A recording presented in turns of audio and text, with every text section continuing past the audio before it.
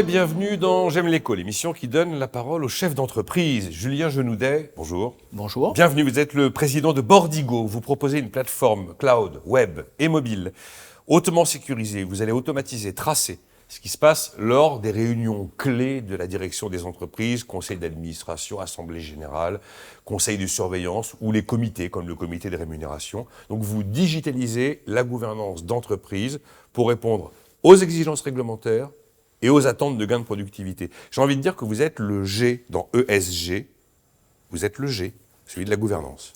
Tout à fait. On a décidé de s'adresser à cette question parce que, c'est une expérience personnelle qui m'a conduit à ça, puisque j'avais une entreprise industrielle, je l'ai vendue, je suis devenu un membre du comité de surveillance, et à ce moment-là, j'ai pu pratiquer la gouvernance.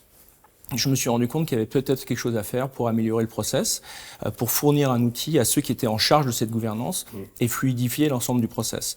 Parce que, comme vous le disiez, c'est le G de ESG. C'est un G qui est devenu de plus en plus important. On compte sur la gouvernance d'entreprise pour aller dans le bon sens. Les gens qui sont en charge de cette gouvernance sont soumis à une double pression.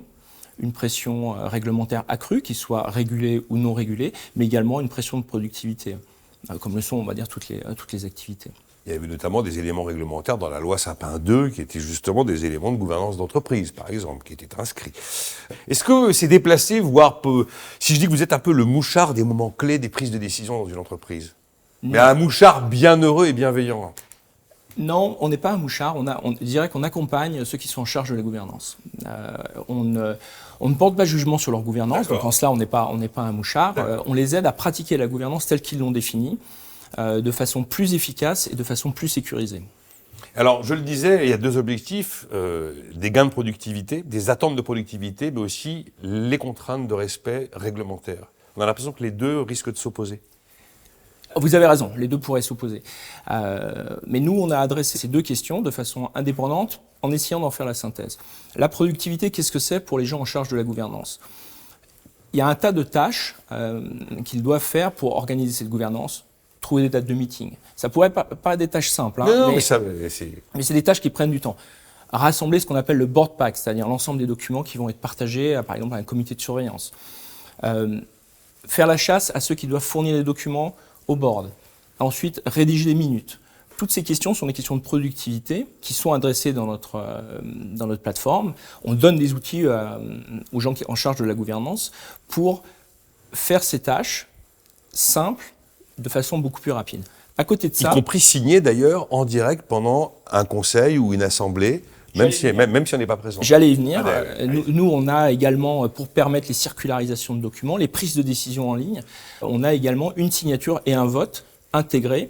Ce vote et cette signature sont d'ailleurs dans le cadre de la loi IEDAS, la loi européenne qui chapeaute la signature. À côté de cette productivité, en fait, on doit respecter les règles qui ont été fixées soit par les actionnaires, soit par le régulateur si on a une entité régulée. Et pour ce faire, nous, on donne des outils qu'on appellerait de track and trace. Donc, je reviens un petit peu sur cette idée de mouchard qu'on n'est pas. Non, mais c'est pour vous provoquer que j'ai dit ça, bien sûr. Mais on permet ce qu'on appelle au secrétaire, au corporate secretary, de tracer, de hiérarchiser, par exemple, s'il a plusieurs entités, plusieurs comités, de tracer la gouvernance, de éventuellement l'exporter dans Excel si nécessaire, pour parler à ses auditeurs, aux membres du comité de surveillance ou à ses actionnaires, et également aux régulateurs si nécessaire. Donc, effectivement, les deux pourraient être contradictoires, mais il faut faire la synthèse. Alors, qu'est-ce qui tire votre marché aujourd'hui? Deux facteurs. Le marché dans son ensemble est estimé dans le monde à peu près à 3 milliards de dollars. Le marché de la gouvernance en ligne. Le marché, ce qu'on appelle, c'est ça, la gouvernance en ligne, des plateformes de gouvernance. Environ 3 milliards de dollars. 60% de ce marché, au passage, est aux États-Unis. Mais il est estimé à une croissance de 15% par an et il y a deux facteurs. D'abord, il y a une digitalisation qui existe dans la gouvernance, que les entreprises veulent mettre en œuvre dans leurs activités et également dans la gouvernance. Le deuxième facteur, c'est le taux d'équipement.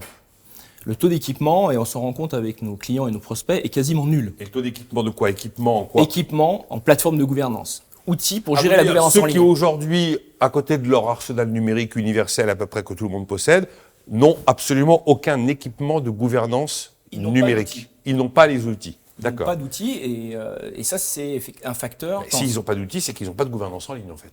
Non. On est d'accord, voilà. Donc en fait, ils sont au niveau 0.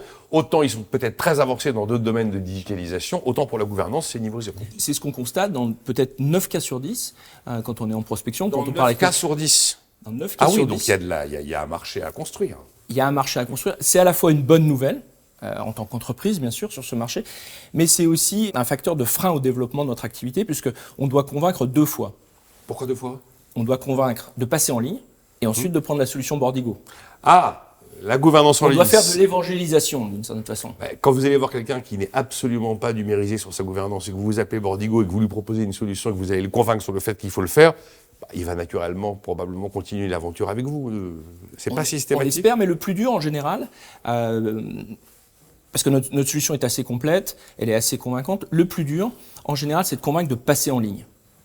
Oui. Une fois que cette étape est franchie, c'est assez naturel, comme vous venez de le dire, de passer chez Bordigo. Je pense qu'il doit y avoir dans l'esprit des chefs d'entreprise l'idée, il y a un œil étranger qui va observer ce qui se passe dans ma gouvernance, pendant mon conseil d'administration. J'ai pas trop envie d'être espionné, quoi. Vous voyez, je me demande si psychologiquement il n'y a pas un peu de ça.